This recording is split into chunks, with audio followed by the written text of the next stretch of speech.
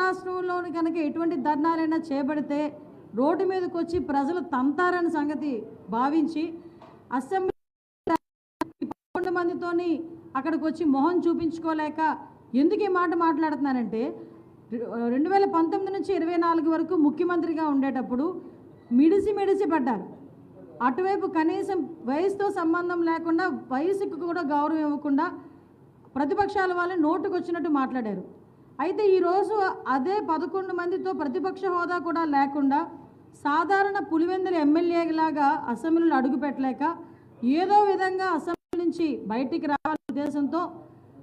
అసలు రాజకీయానికి సంబంధం లేని ఒక వినుకొండ ఇష్యూని బేస్ చేసుకొని ఇక్కడ రాష్ట్రంలో ఏదో జరిగిపోతున్నాయని చెప్పి ఎస్టాబ్లిష్ చేయడానికి ఢిల్లీలో కూర్చొని అనకూడదు కానీ ఆ జంతర్ మంతర్ దగ్గర ఈ తొగ్లకి రెడ్డి వెళ్ళి కూర్చొని ధర్నా చేయటం చూస్తూ ఉంటే నిజంగా ఒక్కొక్కసారి ఏదో అంటారు